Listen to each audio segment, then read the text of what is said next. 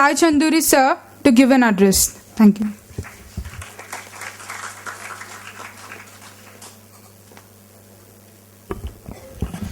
సభకి నమస్కారం. భోజనం టైం అయినట్టుంది, ఆకలేస్తుంటుంది కదా. ఇలాంటి టైంలో ఉపన్యాసం చెప్తా ఉంటే విరక్తి కలుగుతుంది. కాకపోతే ఒక 2-3 పాయింట్స్ మీతో పంచుకోవాలనుకున్నాను. ఇప్పుడు ఒక్కొక్కళ్ళు చెప్పిన మాటలు విన్న తర్వాత నాకు ఒక భయం వేసింది అనమాట. రేపు పొద్దున్న సొసైటీ ఎక్కడికి వెళ్తున్నాం మనం? ప్రస్తుతం మహిళా దినోత్సవాలు జరుపుకుంటున్నాం. ఇక్కడ చూసిన తర్వాత నాకు ఈ ఇన్స్టిట్యూట్లో 2 పాయింట్స్ మంచిగా అనిపించినాయి. ఒకటేంటంటే, సాధారణంగా మేము కాలేజీలు చదివేటప్పుడు ఆ చివరిని అలా కూర్చునేవాళ్ళం గేట్ దగ్గర. ఎప్పుడు స్పీచ్ బోర్ కొట్టగానే అలా బయటికి వెళ్ళిపోయి కాసేపు అయిన తర్వాత మళ్ళీ ఏదైనా మంచి ఫన్ ఉన్న స్పీచ్ వచ్చినప్పుడు దాని మన లోపలికి వచ్చి కూర్చునేవాళ్ళం అనమాట.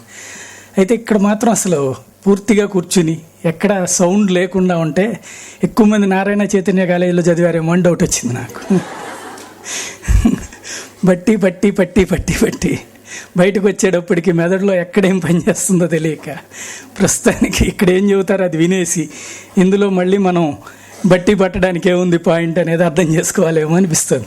కాకపోతే మన ఫ్యాకల్టీ చెప్పారనమాట, లేదండి అక్కడి నుంచి వచ్చిన వాళ్ళని మేము బాగా షైన్ చేస్తున్నాం, ఇక్కడ చాలా యాక్టివ్గా తయారు చేస్తున్నాం అని చెప్పి. కాకపోతే అంత యాక్టివ్గా అనిపించట్లేదు నాకు. ఇంకా ఆ వాతావరణం అంటే ఫస్ట్ ఇయర్ ఎక్కువ మంది ఉన్నారనుకుంటా, యాక్టివ్గా కనిపించాలంటే కొంచెం టైం పడుతుంది అనమాట. కాకపోతే ఎన్ఎస్ఎస్, నేను సాధారణంగా కాలేజెస్ ఫంక్షన్ అంటే భయం అనమాట. ఎందుకంటే ఎక్కువసేపు వినే ఓపిక ఉండదు. తొందరగా స్పీచ్ ఇచ్చేవాడు వెళ్ళిపోతే కనుక మనం డ్యాన్స్లు వేయచ్చు, పాటలు పాడచ్చు అని ఉంటుంది. అట్లాంటిది ఎన్ఎస్ఎస్ అనేటప్పుడు కొంచెం రావాలనిపించింది. ఎందుకంటే నేను ఎన్ఎస్ఎస్లో వాలంటీర్గా పనిచేశాను ఫస్ట్ ఇయర్లో. అట్లాగే ఫైనల్ ఇయర్లో మా గ్రూప్ కమాండర్గా కూడా చేశాను. క్యాంప్స్ అవి ఆర్గనైజ్ చేసినటువంటి అనుభవం ఉంది. వాటిట్లో నేను నేర్చుకున్నటువంటి ఒక పాయింట్ నాకు ఈ రోజున కెరీర్లో ఉపయోగపడింది. నా మార్కు లిస్ట్ చూసి నాకు ఉద్యోగం ఇలా, నువ్వేం చేసావని చెప్పి అడిగారు అనమాట. మొట్టమొదటి ఈనాడులో జాబ్ కోసం వెళ్తే ఎక్స్ట్రా కరిక్యులర్ యాక్టివిటీ ఏంటంటే ఇట్లా సోన్స్ ఎన్ఎస్ఎస్ చేశానండి, డిబేటింగు, ఎలక్యూషను, ఎస్సీ రైటింగ్, ఇట్లా ఎన్ని సర్టిఫికెట్స్ ఉన్నాయండి, స్టేట్ లెవెల్ ప్రైజెస్ అవి ఉన్నాయంటే అట్లయితే నువ్వు వచ్చి ఉద్యోగంలో చేరని చెప్పారనమాట. అందుకే ఆ తర్వాత వాళ్ళు ఇంతవరకు నా మార్క్ లిస్ట్ ఎవరూ చూడలేదు, ఆ రోజు నుండి ఈ రోజు వరకు కూడా. కాబట్టి ఇట్లాంటి చోట ఒక ఉపయోగం ఏంటంటే ఎన్ఎస్ఎస్ లాంటి చోట్ల సర్వీస్ ఓరియంటెడ్ కాబట్టి కొంచెం ఎదుటి వాళ్ళ మాటలు విని అందులో ఉన్నటువంటి పాయింట్స్ని తెలుసుకుంటే ఒకటి ఉపయోగపడుతుంది. ఇప్పుడు మీరందరూ రోజు టీవీలో వార్తలు చూసేటప్పుడు ఒక 30 సెకండ్ల వాడి మాట వినేటప్పటికీ అవతల ఉన్నటువంటి నాయకుడిది బోర్ కొట్టేస్తుంది. అర్జెంటుగా వెంటనే సీరియల్ వైపు, మ్యూజిక్ వైపు, కామెడీ వైపు వెళ్ళిపోతుంటారు ఛానల్స్ని రిమోట్లో చూస్తూ. బట్ మేము 2 గంటల పాటు వాళ్ళ ఉపన్యాసం అంతా విని అందులో ఉన్నటువంటి ఒక 30 సెకండ్ల పాయింట్ని మేము ముందుకు తీసుకురావడానికి మాకు ఇలాంటి మీటింగ్లు ఉపయోగపడ్డాయి అన్నమాట. విని విని విని విని విసిగెత్తకుండా జాగ్రత్తగా అందులో ఉన్న పాయింట్ని పట్టుకోవడానికి. కాబట్టి ఇప్పుడు మీరు కూర్చున్నటువంటి ఈ మీటింగ్ గ్యారంటీగా రేపు ఉపయోగపడుతుంది. ఇకపోతే మహిళా దినోత్సవం జరుపుతున్నాం. నాకు ఒక పాయింట్ అర్థం కాలేదు. చాలామంది చెప్తున్నారు మహిళలు అణగారిన వర్గాలు, అణగిపోయి ఉన్నారు, లేకపోతే సొసైటీలో ఇంకా వల్నరబుల్ సెక్షన్గా ఉన్నారు, ఇంకా వెనుకబడిపోయి ఉన్నారు అన్నటువంటిది. మా నాయనమ్మని చూశాను నేను, మా అమ్మని చూశాను, ఈ తరాన్ని చూశాను, మా పిల్లల్ని చూస్తుంటే అసలు మారకపోవడం కాదు, ఇంకా చాలా ఎక్కువ మారిపోయారు అనుకుంటున్నా. ఎందుకంటే మా తాతమ్మ ఉన్నప్పుడు, మా నాయనమ్మ ఉన్నప్పుడు కానీ మా తాతమ్మని చూశాను మొట్టమొదట. ఆవిడ 7 ఏళ్ళు 8 ఏళ్ల బొడ్డోడు వచ్చినా సరే వెనకాల గదిలోకి వెళ్ళిపోయి అక్కడి నుంచి మాట్లాడేది. ఈ బొడ్డోడు ఇక్కడే ఉంటాడనమాట. అంటే వాడు ఎదురుగుండా కూర్చోడానికి కూడా ఆ రోజున లేదు. మా నాయనమ్మ దగ్గరకు వచ్చేటప్పటికి వాళ్ళ ఎదురుగుండా ఒక 30 ఏళ్ల పిల్లలు ఉన్నా సరే ఎదురుగుండా నిలబడి మాట్లాడేది, కూర్చోవడానికి ధైర్యం ఉండేది కాదు. ఆ తర్వాత మా అమ్మ దగ్గరకు వచ్చేటప్పటికి ఎదురుగుండా కూర్చుని మాట్లాడుతుంది. మా ఆవిడ దగ్గరకు వచ్చిన తర్వాత మనం కూర్చుంటున్నాం, మేము నుంచుంటున్నాం, వాళ్ళు కూర్చుంటున్నారు. మా పిల్లలు వచ్చిన తర్వాత ఇంకా చాలా మార్పు వస్తుంది. కాబట్టి చేంజ్ అయితే ఉంది. ఆ చేంజ్ని అర్థం చేసుకోవడం అన్నటువంటిది కావాలి. సేమ్ టైం మన బాధ్యత ఏంటి? ఇప్పుడే మన సుధా గారు కానీ మన చైర్మన్ గారు కానీ చెప్తున్నప్పుడు చాలా వీక్గా ఉన్నటువంటి సెక్షన్స్ కొన్ని పాయింట్స్ రైజ్ చేశారు. అయితే ఇప్పుడే మేమిద్దరం అనుకుంటున్న పాయింట్ కూడా అదే అనమాట. డిపెండబిలిటీ.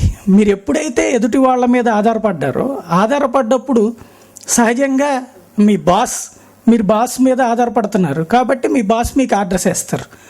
అట్లా కాకుండా మీరే బాస్ పొజిషన్లో ఉంటే మీరు ఆర్డర్స్ వేస్తారు. ఇప్పుడు చాలా చోట్ల జరిగేటువంటిది ఏంటి, నేను మాత్రం బీటెక్ చదువుతాను, ఇంజనీరింగ్ చేస్తాను, నేను చేసుకునే అబ్బాయి మాత్రం కోటీశ్వరుడు అయి ఉండాలా, వాడికి 2 కార్లు, 4 బంగ్లాలు ఉండాలా, నేను కనపడగానే అడగగానే ఓ నెక్లెస్ తెచ్చియాలా, లేకపోతే ఒక కారు కావాలంటే ఫోన్ చేయగానే తెచ్చి పడేసేటట్టు ఉండాలా, లేదా కనీసం ఓ బిల్డింగ్ అన్నా ఉండాలా, ఓ ₹1,00,000 మినిమం జీతం సంపాదించి పెట్టాలా. ఇదే కదా మనం కోరుకుంటుంది.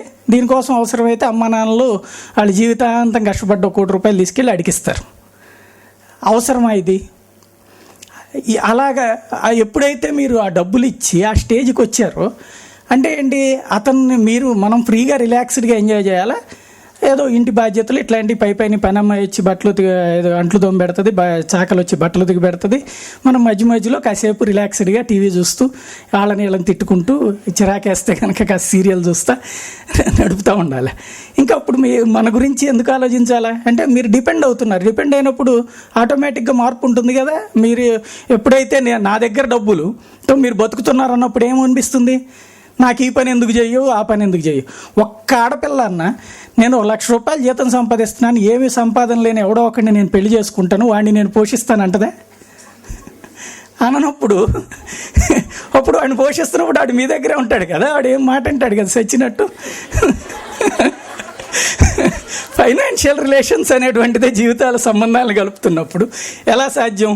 కాబట్టి ఇది కోరుకునేది ఎవరు? ప్రతి తల్లి కూడా మా అమ్మాయికి మంచి సంబంధం వచ్చిందంటే అమెరికాలో వాడు 2 లక్షలు సంపాదిస్తున్నాడు, వాళ్ళ లెక్కను చూసుకుంటే కనుక మన ఇండియా లెక్కల్లో వచ్చేటప్పుడు ₹10 లక్షల డబ్బులు వచ్చేస్తే వాడికి అక్కడ 4 కార్లు ఉన్నాయంటే, 2 బిల్డింగ్లు ఉన్నాయంటే, ఇక్కడ సనత్ నగర్లో ఒక 20 బంగ్లాలుగా ఉన్నాడు, లేకపోతే ఆ ఏరియాలో ఇగో ఉన్నాడు.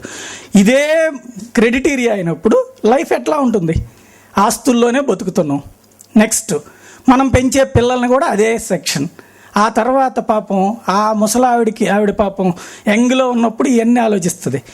40 ఏళ్ళు 50 ఏళ్ళు అయ్యేటప్పటికి ఈ అబ్బాయి కోడలు ఇద్దరు కలిసి అమెరికాలో ఉంటారు, వీళ్ళు వెళ్ళి వృద్ధాశ్రమంలో ఉంటారు. ఇది మనం సాధించినటువంటి గొప్ప ప్రగతి అన్నమాట. మహిళా దినోత్సవాలు జరుపుకునే రోజునైనా ఒక్క క్షణం ఆలోచిద్దాం. నేను ఎవరిని ఇందులో అవమానించట్లేదు, వంక పెట్టట్లేదు. కాకపోతే భగవంతుడు అనేటువంటి వాడు చాలా తెలివైనవాడు. మనం అనుకుంటాం వాడు అట్లా చేశాడు, మోసం ఇట్లా చేశాడు అనేది. మెదడుతో చేసేటువంటి పనిని మహిళలకు ఇచ్చాడు, శరీరంతో చేసే పనిని మగాడికి ఇచ్చాడు. ఇది ఖచ్చితంగా ఆలోచించగలగాలి. మెదడు ఉండేటువంటిది మహిళ అనేది నేను ఒప్పుకుంటాను. ఎందుకంటే ఒకరోజు ఉదయం నుండి ఒక 2-3 గంటలు గట్టిగా పనిచేస్తే కనుక బోరు కొడుతుంది. ఇప్పుడు ఇదే ఉపన్యాసాలు కనుక ఓ 10 మంది అబ్బాయిలు ఉంటే గ్యారంటీ 1/2 డజన్ మంది బయటికి వెళ్ళి వస్తుండేవాళ్ళు. ఎందుకంటే వినే ఓపిక ఉండదు, చిరాగ్గా ఉంటుంది అనమాట. మనకి షూటెడ్ సైట్ టైప్లో వెంటనే చెక్మని పని అయిపోవాలా, లేకపోతే వెళ్ళిపోవాలి. రిలాక్స్డ్గా కూర్చుని అవతలోడు ఏం మాట్లాడుతున్నాడు వినేంతటి పొజిషన్ అయితే ఉండదు. ఇక్కడ అట్లా కాదు. ఇప్పుడు ఆడపిల్లలకు వచ్చేటప్పుడు గ్యారంటీగా వాళ్ళు వింటారు, విన్న తర్వాత దాన్ని ఫాలో అవుతారు. ఈ స్టేజ్ ఆడపిల్లలకి ఇచ్చాడు. అదే సమయంలో శరీరంతో రాత్రి పగలు 24 గంటలైనా సరే ఫిజికల్గా పనిచేసినా సరే ఆ పనికి తగినటువంటి ఫిజికల్ స్ట్రెయిన్ని తట్టుకునేటువంటి బాడీని మగవాళ్ళకి ఇచ్చారు. లేడీస్ కూడా అట్లా కష్టపడలేరా? కష్టపడతారు. కష్టపడటం అనేటువంటి దాంతోపాటుగా వాళ్ళు చేసేటువంటి పనిలో ఒక నైపుణ్యం ఉంటుంది. ఇప్పుడు ఇందాక చెప్పినట్టు అది మగపిల్లల్ని తయారు చేయమంటే కనుక చుట్టూతో ఒక చుట్టూ అక్కడ పడేసి ఉండేవాళ్ళు గ్యారంటీగా. దాన్ని అంత అందంగా తయారు చేశారు, కనబడే విధంగా చేశారంటే గ్యారంటీ ఆడపిల్లలకైతేనే సాధ్యం. అయితే ఇదేం తప్పేం కాదు. ఇది ఆడపిల్లలు చేసే పని, మగపిల్లలు చేసే పని అని కాదు. నైపుణ్యం. మనం బిల్డింగ్ కట్టాలనుకుంటాం కానీ ఊరికి 4 గిటకలు ఆడ బారేసి ఇసుక అక్కడ బాడేసి కట్టుకోండి కానీ అని చెప్పి మనం వస్తే ఇట్టు ఉండేది బిల్డింగ్ లేదు కదా. ఇందులో కూడా ఎంతోమంది మహిళా కూలీలు ఉంటారు. వాళ్ళు జాగ్రత్తగా షైన్ చేసేటప్పుడు కానీ ఛత్రి పట్టేటప్పుడు, చెక్కలకు సంబంధించి ఛత్రి పట్టేటప్పుడు దాకా అన్ని పనులు కూడా చాలా నైపుణ్యంగా చేసుకొస్తారు. వాళ్ళు నిదానంగా ఒద్దికగా ప్రణాళికాబద్ధంగా చేయగలిగేది ఆడపిల్లలు అయితే, వేగంగా మొరటగా తొందరగా చేయగలిగేటువంటి వాళ్ళు అబ్బాయిలు. ఇది చెప్పుకోవడానికి సిగ్గుపడక్కర్లేదు, లేకపోతే మన జెనెటికల్గా మనలో ఉన్నటువంటి ఫ్యాక్టర్ అది, దాన్ని గ్రహించాలి. సేమ్ టైం ఈ ఒకటి ఇందాక చైర్మన్ గారు చెప్పినటువంటి పాయింట్లో ఒక సౌందర్యోపాసన అన్నటువంటి కాన్సెప్ట్కి వెళ్తుంది. కాకపోతే నాకు ఒక గొప్ప విశేషం అర్థమైంది ఏంటంటే, మహిళలు చాలా తెలివిగా అలవాళ్ళమని చెప్పేసి అనుకున్న ఒక ట్రెండ్ని యూజ్ చేసుకుంటూ ఒక పెద్ద కుట్ర జరుగుతూ ఉందన్నమాట. ఆ కుట్రే మీరు చూసేటువంటి అడ్వర్టైజ్మెంట్స్. చివరికి మగవాళ్ళు చేసుకునే రేజర్ బ్లేడ్కి కూడా ఆడపిల్లల పబ్లిసిటీ ఏంటండి దాంట్లో. ఆ రేజర్ బ్లేడ్కి ఉండేటువంటి హోర్డింగ్ మీద, లేకపోతే సబ్బు ఎవరో ఒక హీరోయిన్ గారు తోముతారు అంటే మిగతా మగపిల్లలు ఎవరు తోముకోకూడదు ఆ సబ్బు. ఎందుకు వస్తున్నాయి ఇవి అంటే, ఇక్కడ నాకు ఒక విచిత్రంగా అనిపిస్తుంది అనమాట. అంటే లేడీస్ అడ్వర్టైజ్ చేస్తేనే లేడీస్ కొంటున్నారా? జెంట్స్ అడ్వర్టైజ్ చేస్తే లేడీస్ కొనరా? ఇది మరి అర్థం కావాలి భవిష్యత్తులో. మీరందరూ కాకపోతే ఇక్కడ ఆ అడ్వర్టైజ్ ఏజెన్సీలో ఒక్కటి ఆలోచించాలా, మీలో చాలామంది ఏ యాక్టర్కి సౌందర్యకో లేకపోతే కొత్తగా వచ్చిన అమ్మాయిలు ఎవరు కాజలో లేకపోతే సమంతాను ఇట్లాంటి పేర్లు ఎవరు చెప్పరు. పవన్ కళ్యాణ్ ఫ్యాన్సు, మహేష్ బాబు ఫ్యాన్సు ఇట్లా చెప్తారు ఆడపిల్లల్లో హయ్యెస్ట్. అంతేనా? ఎవరైనా వేరే ఫ్యాన్స్ ఎవరైనా ఉన్నారండి? ఆడపిల్లలు వచ్చేటప్పటికి అబ్బాయిలు ఫ్యాన్స్ అవుతున్నారు, అబ్బాయిలు వచ్చేటప్పటికి అమ్మాయిలు ఫ్యాన్స్ అవుతున్నారు. కాబట్టి మరి అడ్వర్టైజ్మెంట్లో ఆ చేంజ్ రావాలి కదా.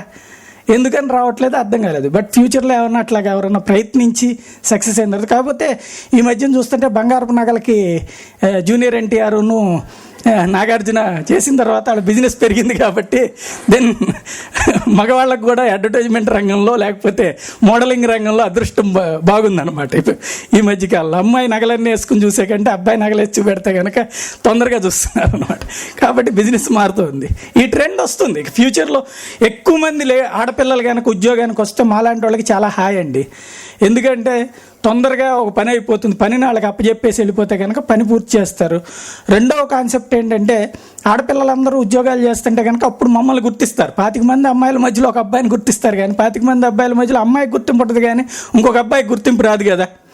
కాబట్టి కంపల్సరీగా ఎక్కువ మంది ఆడపిల్లలు ఉద్యోగాలు చేయాలని కోరుకుంటున్నాం. ఒకే పాయింట్ మాత్రం మీరు గుర్తుపెట్టుకోండి, నేను అబ్బాయిని కాబట్టి నడి రోడ్డు మీద అర్ధరాత్రి పూట్ల ఫోన్ పట్టుకుని వెళ్తుంటే ఎవడో పక్క నుంచి సాచి ఒకటి కొట్టి ఫోన్ లాక్కి వెళ్ళిపోతున్నాడు. ఆడ అబ్బాయి వచ్చు అమ్మాయి వచ్చు.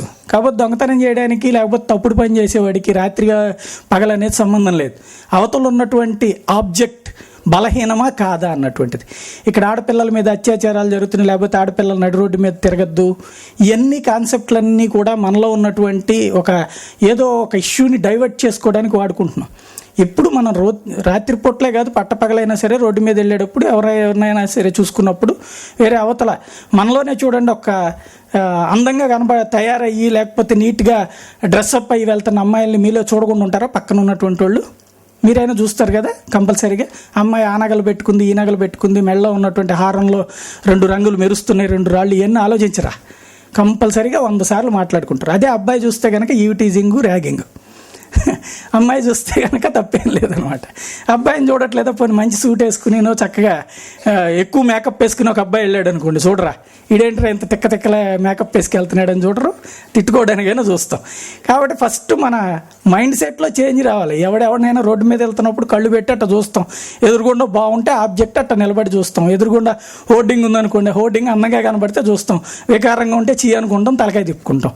కాబట్టి ఇక్కడ మనం చూస్తోంది మన కళ్ళు మంచి గులాబీ, ఎర్రటి గులాబీ అందంగా కనబడితే దాన్ని చూస్తున్నాం, అంత మాత్రం దాన్ని యూటిలైజ్ చేస్తున్నామా? కాదు కదా. కాబట్టి మన మైండ్ సెట్లో ఒక చిన్న చేంజ్, ఊరికినే వాడు నన్ను చూస్తున్నాడు, ఈడు నన్ను చూస్తున్నాడు, ఇదే ఆలోచనలో నుంచి బయటకు వచ్చి ఫస్ట్ మనం ఏంటి, మనం ఒక ఆబ్జెక్ట్ ఉంది, చదువుకుంటున్నాం, చదువుకున్న తర్వాత వాట్ నెక్స్ట్, జాబ్ చేద్దాం. జాబ్ చేయడం ఒక్కటే గొప్ప క్రేజ్, గ్రేట్ అని నేను అనుకోను. ఫ్యామిలీ, నేనైతే నా పిల్లల్ని లేకపోతే నా మీద ఆధారపడ్డ వాళ్ళందరినీ గట్టిగా పోషించగలనంటే నేను నమ్మలేను. నాకు అదైతే చేత కాకూడదు. మా ఆవిడ చూసుకోగలుగుతుంది కాబట్టి నేను దర్జాగా ఇక్కడ ఉద్యోగం చేయగలుగుతాను. ఆ శక్తి ఆవిడ దగ్గర మాత్రమే ఉంది. నెలలో 30 రోజుల్లో ఏ రోజైనా సెలవు ఉంటుందండి లేడీస్కి? ఏం కనిపించదు కదా. ప్రతి పూట వండి పెట్టాల్సిందే, లేకపోతే పనమ్మాయిని పెట్టుకున్న ఈ రోజుల్లో. పాత రోజుల్లో అయితే మొత్తం వాళ్ళే దంచుడు బియ్యం దగ్గర నుండి దంపడం దగ్గర నుంచి అన్ని పనులు ఉండేవి. ఇవాళ జనరేషన్ మీ అందరు చాలా అదృష్టవంతులు. మిక్సీలు వచ్చేసినాయి, వాషింగ్ మిషన్లు వచ్చేసినాయి, పనమ్మాయి వచ్చింది, చాకలు వచ్చేసారు, వీళ్ళందరూ పనులు చేసి పెడుతున్నారు, ఇద్దరు కలిసి సంపాదిస్తున్నారు కాబట్టి వాళ్ళని చూస్తున్నారు. కాబట్టి ఈ జనరేషన్లో మనం ప్రయోజనం పొందుతున్నాం అన్నటువంటి ఒక పాయింట్ని గుర్తుపెట్టుకోండి. అదే సమయంలో ఇంటికి సంబంధించినటువంటి బాధ్యతల విషయంలో, పెంచేటువంటి విషయంలో ఈ రోజున మగాడు ఒక రకంగా తయారయ్యాడు, లేకపోతే ఒక ఆడపిల్లల మీద అఘాయిత్యాలు చేసేటువంటి స్టేజ్కి వచ్చాడు అంటే ఎవరిదండి తప్పు? తండ్రి ఎవడన్నా పెంచుతున్నాడు ఆడిని? అని పెంచుతోంది తల్లే కదా. ఎక్కడ ఏం చెప్పి నేర్పుతున్నారు ఆడికి? అరే నువ్వు మగాడివి వెళ్ళరా, రోడ్డు మీదకి వెళ్ళి, అది ఆ పిల్ల ఏందిరా నీ గురించి అట్ట మాట్లాడుతున్నావు, ఊరుకున్నావు ఏంటని చెప్పి గ్రౌండ్ లెవెల్ నుంచినే వాళ్ళని ఎగదోస్తున్నారు. ఈ తోసేటువంటిది తండ్రికి కుదరదు, అంత తీరిక తక్కువ ఉంటుంది అన్నమాట. ఎక్కువగా అమ్మలే ఆ అబ్బాయిల్ని తయారు చేసి పంపిస్తుంది. మీరందరూ రేపు కాబోయేటువంటి జనరేషన్లో అమ్మలు, అప్పుడైనా మీరు కొంచెం జాగ్రత్తగా ఆలోచించి అబ్బాయిని అమ్మాయిని సమంగా మీరు చూస్తే, లేదా అబ్బాయి కంటే అమ్మాయిని కొంచెం గట్టిగా డెవలప్ చేసేటువంటి విధంగా మీరు చూస్తే గ్యారంటీ మార్పు వస్తుంది. ఆ మార్పు రావాలంటే ఫస్ట్ ఈ జనరేషన్లో చేంజ్ రావాలి. మీరు కష్టపడండి, సంపాదించండి, నైపుణ్యాన్ని పెంచుకోండి, తయారు కండి. సేమ్ టైం సమాజంలో ఉన్నటువంటి పరిస్థితులకు అనుగుణంగా మసులుకోండి. అర్ధరాత్రి పూట్ల ఆడపిల్లలు తిరగద్దని నేను చెప్పను, అవసరం కోసం ఎవరైనా తిరగండి. సేమ్ టైం చుట్టూ ఉన్నటువంటి చీకట్లో ఉండి వచ్చేటువంటి దుష్ట శక్తుల గురించి ఒక కన్నేసి ఉంచండి, జాగ్రత్త పాటించండి. ఆ జాగ్రత్త వాడు అందరు మగాళ్ళు దుర్మార్గులు గారు, అట్లాగని దుర్మార్గుల్లో మగాళ్ళు లేరని కాదు. ఈ రెండింటి మధ్యన ఉన్నటువంటి తేడాని గుర్తుపెట్టుకుంటే మనం చాలా జాగ్రత్తగా ఉంటాం. చీకట్లో నుంచి వచ్చేటువంటి సమయంలో ఎట్నుండైనా రాయబడచ్చు. ఆ రాయిని గురించిన జాగ్రత్త ఉంటే మనం జాగ్రత్తగా ముందుకెళ్ళగలుగుతాం. దానికి సంబంధించినటువంటి ప్రికాషన్ తీసుకోవాల్సినటువంటి బాధ్యత మన మీదనే ఉంటుంది. ఆ బాధ్యత తీసుకోండి. కష్టపడేటువంటి సమయంలో ఎదురయ్యేటువంటి సవాళ్ళని ఛేదించగలిగినప్పుడు మాత్రమే మన నెక్స్ట్ జనరేషన్కి మనం ఒక మంచి గైడెన్స్ ఇవ్వగలుగుతాం. మీ ముందు తరాలకి మా తరానికి అంతకు ముందు తరాలకి ఒకటే తేడా కనబడుతుంది. నేను చూసినటువంటి సమయంలో నేను చెప్పినటువంటి మా తాతమ్మ నాయనమ్మ లాంటి జీవితాలను చూసినప్పుడు, మమ్మ లాంటి వాళ్ళ జీవితాలు చూసినప్పుడు మేము ఒక ఫీల్ అయ్యాం. ఏంటంటే, అరే ఏం పద్దాక ఇంట్లో ఏదైనా గొడవ వస్తే మా నాన్న అమ్మని అరుస్తాడు, లేకపోతే మా నాయనమ్మ ఎందుకు అట్ట భయపడాలని. నేను కనుక పెళ్లి చేసుకుంటే నా బిడ్డలకు కానీ నా భార్యను కానీ అట్లా చూడకూడదు అన్నటువంటి జనరేషన్లో మేము పెరిగాం. మమ్మల్ని అట్లా పెంచారు కాబట్టి ఇవాళ మా భార్యకి ఆ విధమైనటువంటి గౌరవం ఇస్తున్నాం, అవకాశం ఇస్తున్నాం. ఈవేళ మా పిల్లలు దర్జాగా మా ఎదురుగుండా వచ్చి, నేను మా నాన్న ఎదురుగుండా నాకు ఈ చదువుకుంటానికి ఒప్పుకో నాన్న అని అడిగే ధైర్యం లేదు. ఇది మా నాన్న కాలేజీ దగ్గరికి తీసుకెళ్ళాలంటే ఒక వణుకు అనమాట. ఆ రోజుల్లో ఉండేటువంటి ఫిజికల్ పొజిషన్స్ కానీ సైకలాజికల్ కండిషన్స్ కానీ డామినేటింగ్. అక్కడ ఆడపిల్ల మగపిల్ల అని కాదు, నానంటే ఆ భయం ఉండేది. ఆ తర్వాత ఒక స్టేజ్కి వచ్చిన తర్వాత మేము ఆ రోజున చూసినటువంటి ఆ మైండ్ సెట్లను చూశాక, అమ్మ నాన్న వస్తుంటే వణికేటువంటి పరిస్థితి చూసిన తర్వాత, నా భార్య నన్ను చూసి వణకూడదు, ప్రేమగా ఆహ్వానించాలన్న ఫీలింగు, నా బిడ్డలు నన్ను జాగ్రత్తగా నాన్న దగ్గరికి రావాలని కోరుకునేటువంటి ఒక ఫీలింగ్లో నుండి నేను తయారు చేసుకున్నటువంటి నా ప్రపంచం ఒక కొత్తగా ఉంది. నా బిడ్డ ఈ రోజున వచ్చి నేను ఇది చదువుతానని ధైర్యంగా చెప్పగలుగుతుంది. కార్పొరేట్ కాలేజీల్లో మా ఫ్రెండ్స్ అందరూ చదువుతానంటున్నారు, నేను మాత్రం గవర్నమెంట్ కాలేజీలోనే చదువుతానని చెప్పి నా బిడ్డ అడిగినప్పుడు చాలా గర్వంగా ఫీల్ అయ్యా అనమాట. కాలేజీ సెకండ్ మార్క్స్ వచ్చి ఇదిగో నేను తీసుకొచ్చుకుంది, నా ఫ్రెండ్స్ అందరూ కార్పొరేట్ కాలేజీలో చదువుతున్న వాళ్ళకి ఇన్నే మార్కులు వచ్చినాయి, వాళ్ళకంటే ఒక 50 మార్కులు నాకు ఎక్కువ వచ్చినాయి నాన్న అంటే చాలా గర్వంగా ఫీల్ అయ్యి. ఎందుకు అంటే అది తయారు చేసినటువంటి వాళ్ళకి ఇచ్చిన ఆ ఫ్రీడంలో నుండి నా బిడ్డ తీసుకొచ్చి ఒక కాగితం చూపెట్టినప్పుడు దాన్ని ఎంకరేజ్ చేయడానికి నాకేం అభ్యంతరం కనిపించలేదు. కాబట్టి నా జనరేషన్లో నేను చేసినటువంటి పనిని మీ జనరేషన్లో మీరు చేయండి. మీ బిడ్డలకి స్వేచ్ఛనివ్వండి. ఆ స్వేచ్ఛ హద్దులు దాటనీయకుండా చేయండి. సేమ్ టైం మనకిచ్చినటువంటి బాధ్యతలు, భగవంతుడు మనకిచ్చినటువంటి బాధ్యతల్ని మనం పాటించండి. సృష్టిలో పిల్లలని సరిగ్గా పెంచగలిగినటువంటి శక్తి మహిళకి మాత్రమే ఉంది. రేపు పొద్దున వాళ్ళు దుర్మార్గుడిగా తయారైనా మంచోడిగా తయారైనా ఆ సర్టిఫికెట్ మీ చేతుల్లో నుండి ఉంటుంది, మీ పెంపకం ద్వారానే వస్తుంది. కాబట్టి ఆ బాధ్యతల నుంచి దూరం కావద్దు. వాటిని పాటిస్తూ ఇటు ఉద్యోగాన్ని మీరు పాటిస్తే మీ తర్వాత జనరేషన్స్ తప్పకుండా ఇంతకంటే మంచి స్వేచ్ఛాయుతమైనటువంటి వాతావరణంలో పెరగగలిగేటువంటి అవకాశం ఉంటుంది. ఆ విధంగా మీరందరూ కూడా భవిష్యత్తుని తీర్చిదిద్దుకుంటారని చెప్పి భావిస్తూ ఈ అవకాశం ఇచ్చినందుకు ధన్యవాదాలు. Thank you.